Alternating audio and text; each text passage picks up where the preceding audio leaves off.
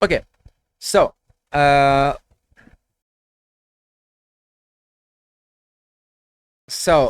let's get into let's get back into the world of Warcraft. Like, actually, new patch is coming 1 month from here. I actually didn't expect that it will be released so fucking fast. So actually, like, huge buff and nerfs. So I kind of want to watch to know what the fuck he talks about. What are, like, I don't want to fucking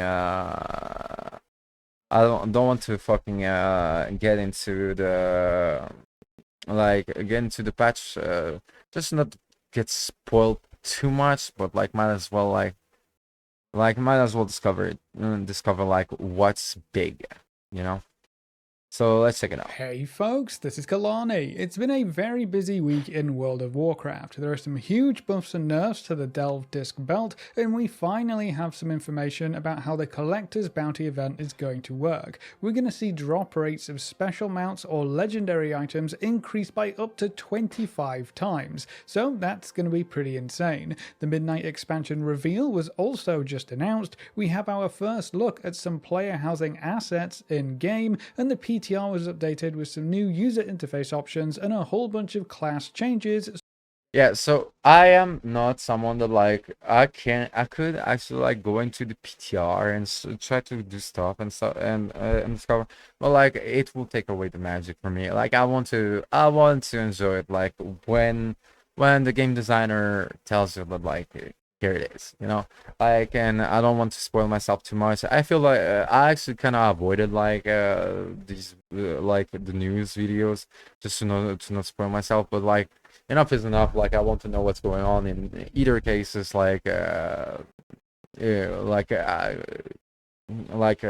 get like my infos from like the Reddit. So let's check it So out. we'll go over those as well. There's a lot to talk about, so let's break it all down in this week's WoW News video. Now before we jump in, be sure to hit that like button and subscribe so you never miss another video.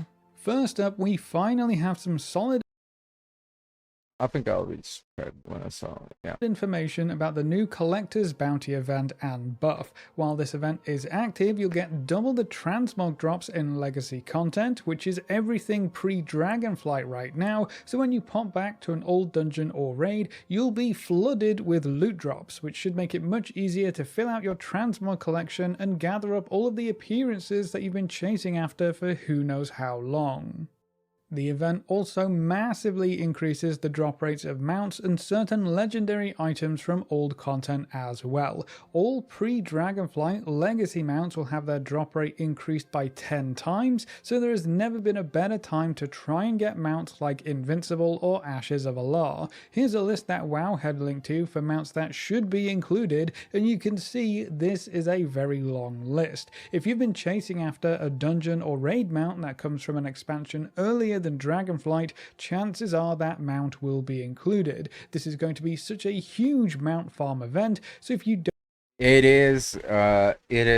is great. Like, they think about like the people who actually just like go for like that go for like old raids and stuff. This is actually like a good way that like Blizzard is rewarding players so for like actually enjoying like their game. Like, the bounty event is really a great way to say that great way to see that like Blizzard care about like their players. Not only that, there's also like the deserter Mythic Plus. That is like also like really great because like I got into Mythic Plus this expansion, right? Never done Mythic Plus before, and I'm like, why do people leave? And I'm like, next patch, deserter, it exists, and I'm like, how?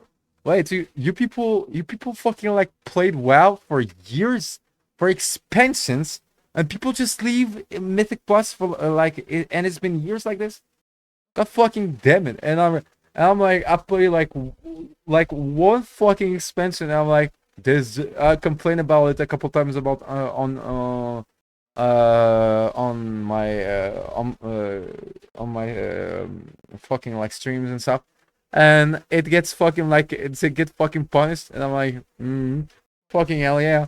Don't have much to do between now and 11.2, farming mounts is going to be much easier and a lot more worth your time. In addition to that, the Eye of Sulphurus, the Bindings of the Windseeker, the Golden Hearthstone card, the Warglaives of Azeroth, and Thoradal will all have their drop rates increased by 10 times as well. The dev team also said that something had its drop rate increased by 25 times. We're not too sure which specific reward that massive increase is for, but it's safe to say this will also be the best time to try and finish off any of those legendary farming grinds as well. The event starts up on July 1st, so we don't have too much longer to wait. If you want to do a little bit of preparation, you can park your ults outside of the raid that you want to target the most, or at least target first. I'll be moving all of my ults to the outside of Icecrown Citadel, ready to pick up Invincible after years of farming with no luck so far.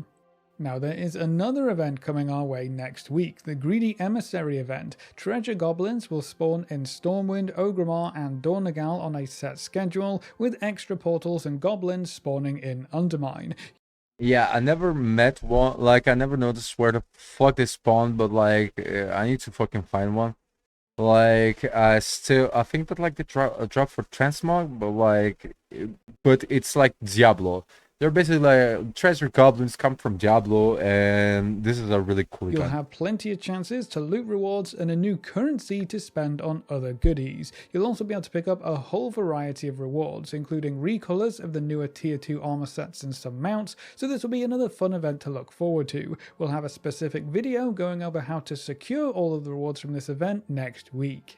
Now, in other news, the first housing assets have started making their way into the game files, which means they've been data mined and we can preview them. We've got a whole collection of bits and pieces, different tables, chests, chairs, bookshelves, windows, signposts, rugs, lights, Yeah, for player housing in WoW, they will go be big. They will go big, and this is great because it will reward. So talking about like legacy content and all this stuff, like basically like it will like recycle and allow for like all the legacy content to be useful, to have like a purpose, because like you all of this like you're watching right now basically will come from like new content but also legacy content.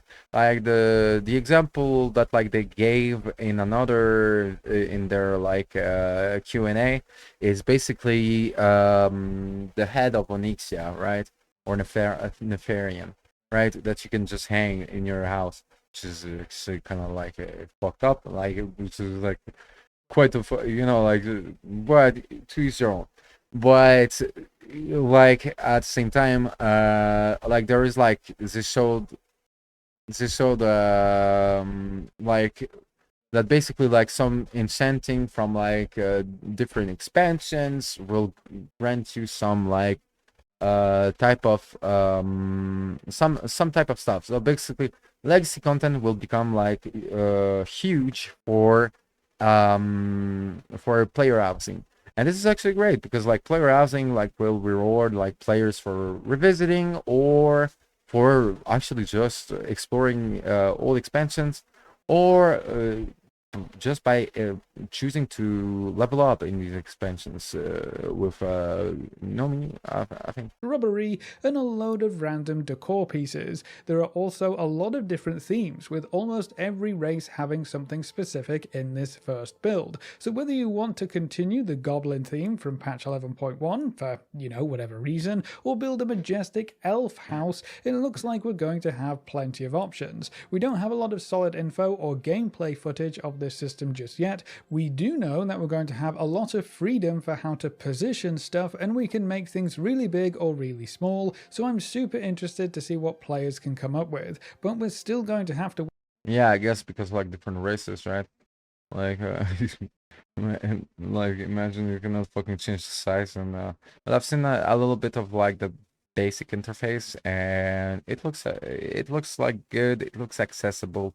Doesn't look like too sandboxy, because like you don't want, like for games like WoW, like you don't want something like too sandbox, like that is too open world. Like it's too like too much like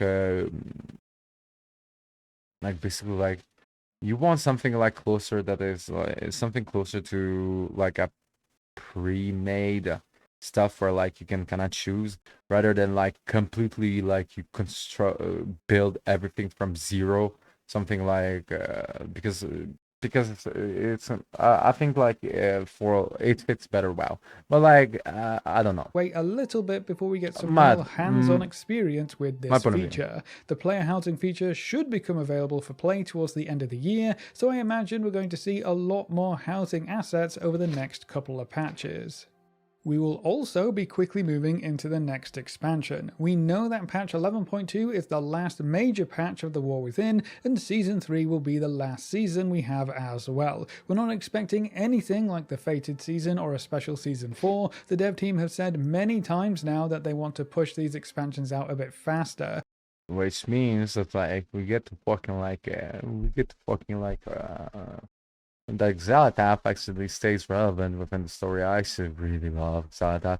It's such an interesting character that has like a lot of charisma. That is not like a fucking like I don't know, like actually like she is just like awfully awesome. Like I think that like she's interesting and yeah, meaning that like we don't close off the Xaladath like story and actually like after doing like the lore walking, like she has quite an interesting story. Like she is quite the fucking interesting character. Like it's not so yeah.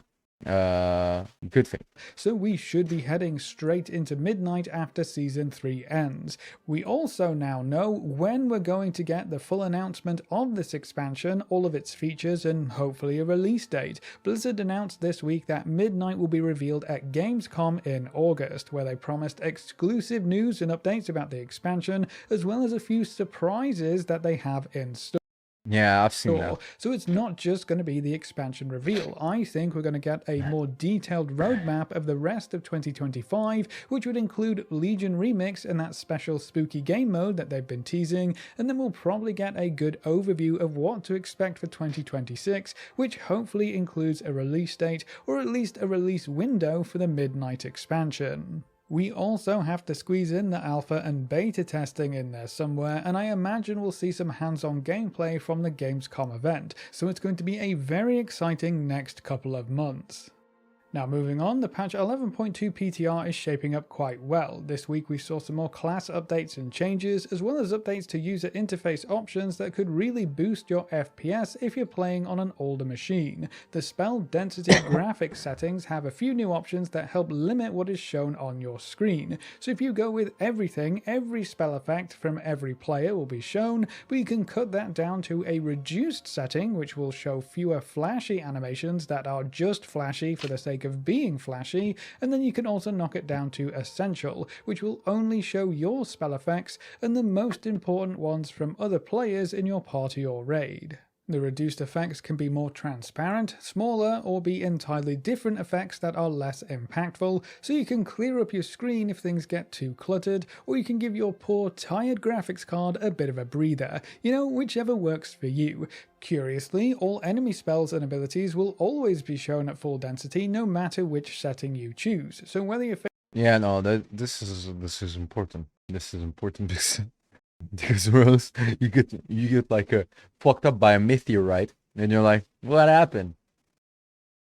Well, because you changed the setting, the meteorite that fucked you up. Well, it didn't show. Yeah, it's really important to like. It's really good to like they only allowed this for like a like. facing down an enemy player or a bunch of NPCs, you will always see their effects properly, which is good to know.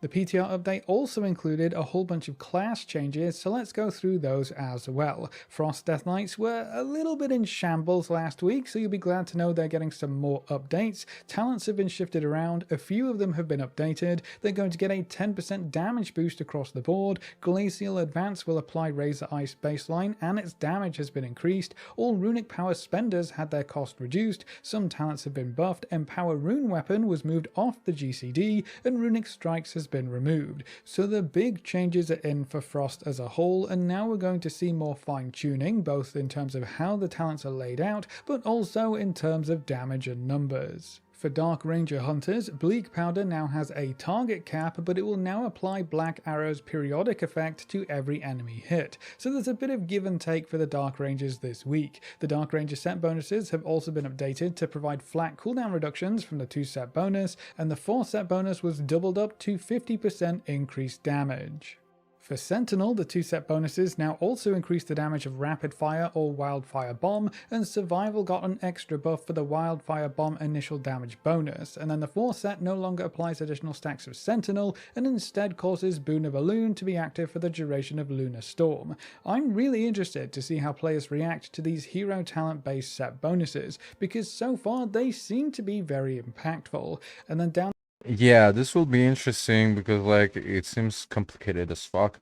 So I actually didn't even check how, because like basically the set bonuses interact with your talents, but your talent they will change your talents because of new patch, right? So I'm like, okay, I will check it out when it gets released because like, oh, I don't want to get into these fucking mathematics until like I get until it's already in the game. at the bottom, Beast Mastery has an update to Wild Speaker that makes it also apply to dire beasts that are summoned while Bestial Wrath is already active. Honestly, both Beast Mastery and Marksmanship are looking pretty good so far on the PTR. Mages saw some updates for their new set bonuses too. For Frostfire, the Fire 2 set now affects Frostfire Bolt, and the Frost 4 set was updated to massively increase the damage of Pyroblast, and the proc now benefits from Splitting Ice, so that's kinda cool. For Spellslinger, Arcane's 2 set was doubled up to a 100% chance to trigger, and the 4 set increases the splinter damage and now hits up to 8 targets up from 5, and then for Sun Fury, both the 2 set and 4 set bonuses were updated as well.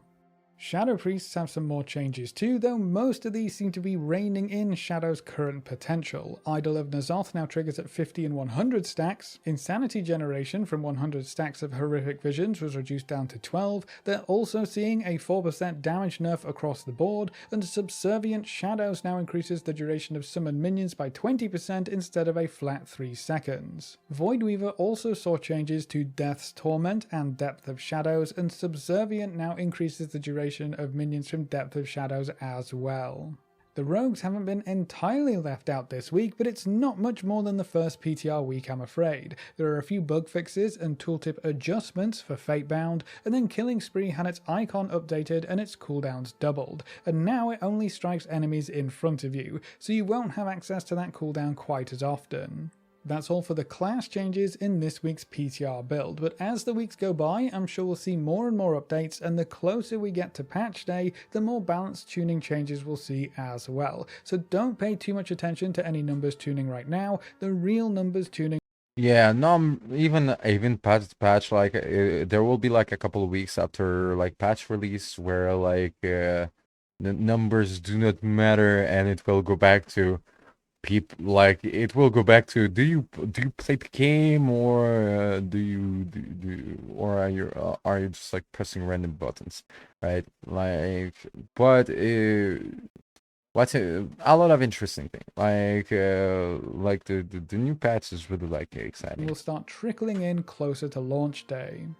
Now we do have some other balance tuning changes to talk about this week. On live servers, the new disc belt had some powers altered quite drastically. The belt itself is staying the same, but several disc powers have been massively buffed or nerfed. Critical Chain was buffed by 25%, and that one was already pretty strong for some classes, so if you love crit, that one is probably going to be on top now. Static Charge was buffed by 50%, so another huge increase there, and then Charged Crystal was nerfed by 24%, so I don't don't think anyone will really care too much about that power anymore. And then Charged Bolt saw a massive 62% nerf. Charged Bolt was almost every class's best in slot option for single target damage specifically, but with this nerf I think it's fallen entirely out of favour. Wowhead updated their page that recommends the best option for each class and spec, so I'll leave a link to that in the description if you want to see if your specific best in slot powers have changed. But that's all of the updates we have so far, so that's it for this week's WoW news video.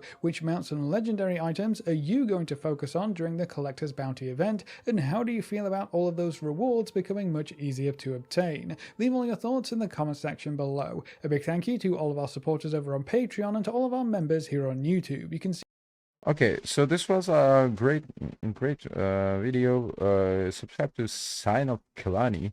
Actually, didn't check that. Like, I didn't knew this YouTuber at all, and it's actually really cool to have like updates like this, because like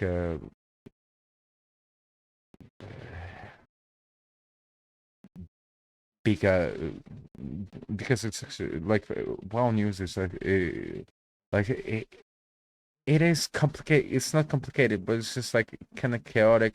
Like, so it's great to find a YouTuber that actually fucking does this.